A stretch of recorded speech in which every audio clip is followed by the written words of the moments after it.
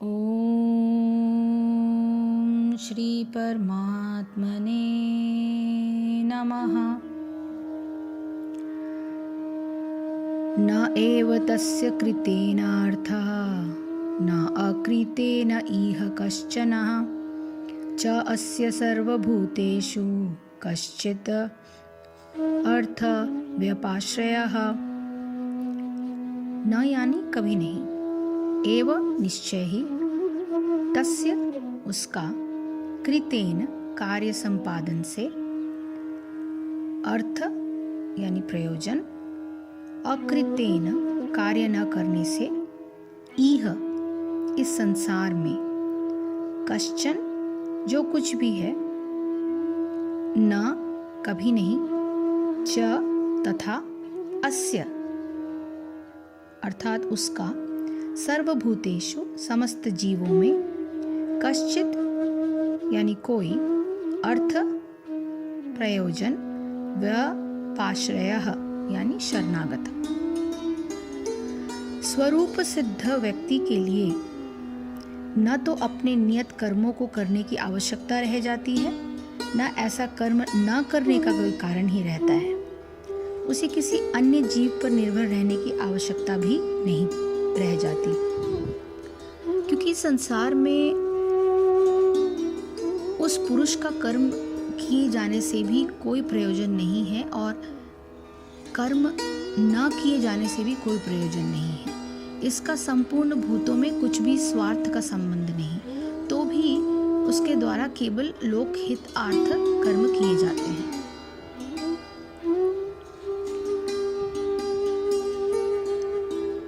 इसका तात्पर्य यह हुआ कि स्वरूप सिद्ध व्यक्ति को कृष्ण भावना भावित कर्म के अतिरिक्त कुछ भी नहीं करना होता, किंतु यह कृष्ण भावनामृत निष्क्रियता भी नहीं है।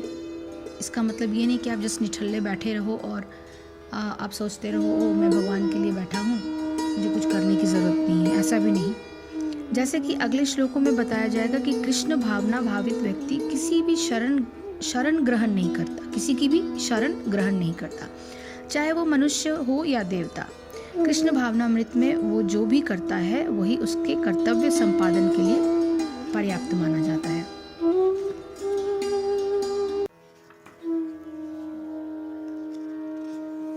इस प्रकार के दुर्लभ महात्माओं के लिए शरीर की कोई जो सत्ता है, शरीर का जो गर्व है, शरीर की जो लोभ है, वो नहीं होता।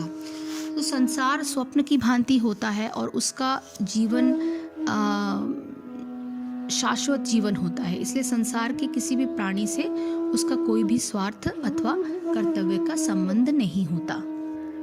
तस्मात् असक्तः सततं कार्यं कर्म समाचरः असक्तः हि आचरन् कर्म परम आपनोति पुरुषः।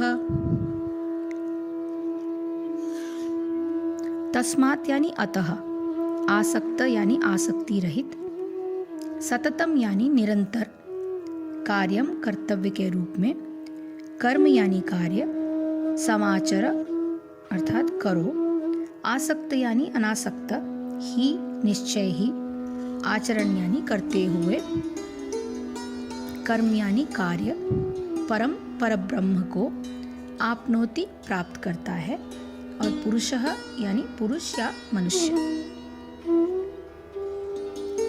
अतः कर्म फल में आसक्त हुए बिना मनुष्य को अपना कर्म समझकर निरंतर कर्म करते रहना चाहिए।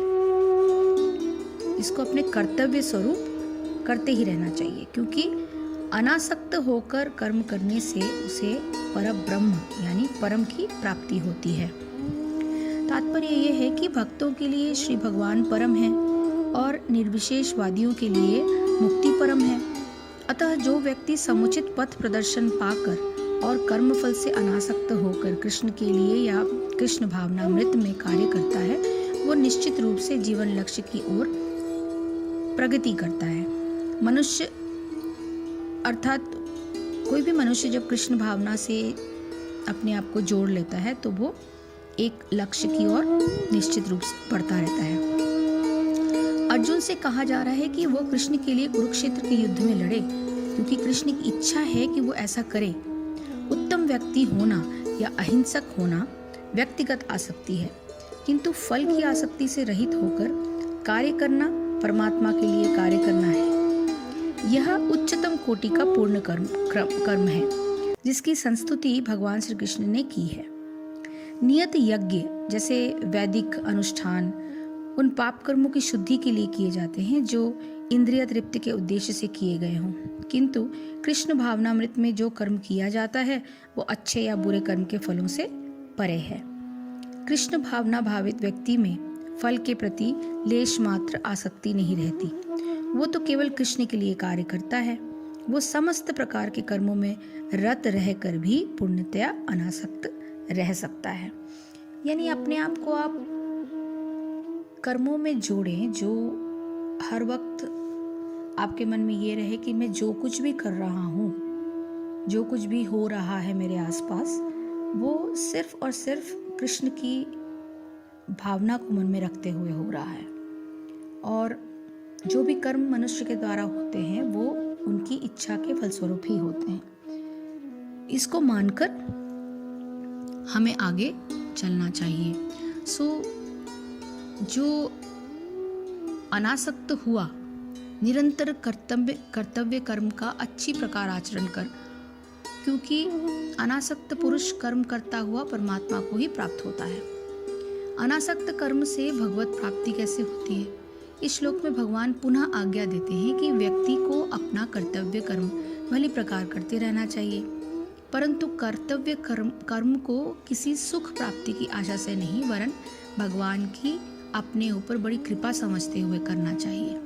कृपा यह है कि भगवान के लिए कोई भी कार्य करना कठिन नहीं, परंतु यह उनकी अनुकंपा ही है जो हमको अपनी शक्ति द्वारा निष्काम कर्म करने का अवसर देकर हमारे लिए मोक्ष का एक अत्यंत सुगम साधन प्रस्तुत कर रहे हैं। इसको प्रमाणित करते हुए भगवान कहते हैं कि जो आसक्ति से रहित होकर कर्म करता है वो परमात्मा को इसी जीवन में प्राप्त कर लेता है। भगवान अब ये बताते हैं कि क्या पहले भी किसी ने इस प्रकार कर्म किए हैं? इसको बताते हुए आगे के श्लोक बताए गए हैं। कर्मणा एव हि संसिद्धिम अस्थिता जनक आदया लोकसंगग्रहम एवर अपि संपश्ययन् कर्तुम अर्हसि।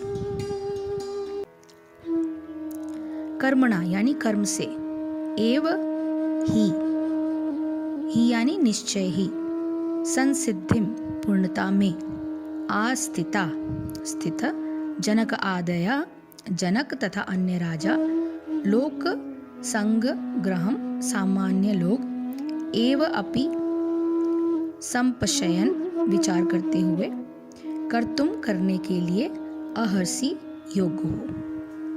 जनक जैसे राजाओं ने केवल नियत कर्मों को करने से ही सिद्धि प्राप्ति की है, अतः सामान्य जनों को शिक्षित करने की दृष्टि से तुम्हें कर्म करना चाहिए।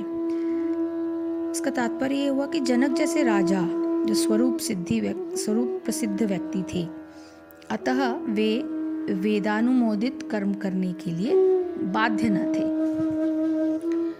तो भी वे लोग सामान्य जनों के समक्ष आदर्श प्रस्तुत करने के उद्देश्य से सारे नियत कर्म करते रहे। जनक सीता जी के पिता तथा भगवान श्री राम के ससुर थे। भगवान के महान भक्त होने के कारण उनकी स्थिति दिव्य थी, किंतु चूंकि वे मिथिला, जो भारत के बिहार प्रांत में एक परगना है, उसके राजा थे, अतः उन्हें अपनी प्रजा को यह शिक्षा देनी भी थी कि कर्तव्य पालन किस प्रकार किया जाता है। भगवान कृष्ण तथा उनके शाश्वत सखा अर्जुन को कुरुक्षेत्र के युद्ध में लड़ने की कोई आवश्यकता ही नहीं थी, किंतु उन्होंने जनता को यह सिखाने के लिए युद्ध किया कि जब सत परामर्श असफल हो जाते हैं तो ऐसी स्थिति में हिंसा आवश्यक हो जाती है। कुरुक्षेत्र युद्ध के पूर्व युद्ध निवारण के लिए भगवान ने सारे प्रयास किए, किंतु दूसरा पक्ष लड़ने पर तुला हुआ था, अतः ऐसे सधर्म के लिए युद्ध करना आवश्यक था। यद्यपि कृष्ण भावना भावित व्यक्ति को संसार में कोई रुचि नहीं हो सकती, तो भी वो जनता को ये सिखाने के लिए किस तरह रहता है और कार्य करना चाहिए, अपने कर्म के अनुसार वो करता रहता है। कृष्ण भावनामृत में अनुभवी व्यक्ति इस तरह कार्य करते हैं कि अन्य लोग उनका अनुसरण कर सके, और इसकी व्याख्या जो है अगले श्लोकों में दी गई है। इसका थोड़ा सा और अगर हम उदाहरण लें कि इस प्रकार के जो ज्ञानी जन हैं वो आसक्ति रहित कर्म द्वारा ही परम सिद्धि को प्राप्त होते हैं। इसलिए लोक संग्रह को देखता हुआ भी तू कर्म करने को ही योग्य है, ऐसा मन में रख के काम करना चाहिए। अन्य लोगों के लिए उदाहरण इसलिए हो जाता है क्योंकि इसके लिए सबसे उत्कृष्ट उदाहरण महाराज श्री जनक का देते हुए भगवान कहते हैं कि यद्यपि वे समस्त राज्य कर्म करते थे, परंतु बहुत ही निरासक्त भाव से करते थे। उन कर्मों को करने से उनकी इतनी ऊंची स्थिति हो गई कि उस समय के बड़े बड़े ज्ञानी जन भी उनके पास मार्गदर्शन के लिए जाने लगे। जब वे राज्य के इतने महत्वपूर्ण कार्य को निजी सुख की तनिक भी आशा नहीं करते हुए वो किया करते थे, तो जीवन की साधारण क्रियाओं को निरासक्त रूप से करने से मनुष्य के पास परम सिद्धि प्राप्त करने का कितना सरल और सुगम रास्ता प्राप्त होता है।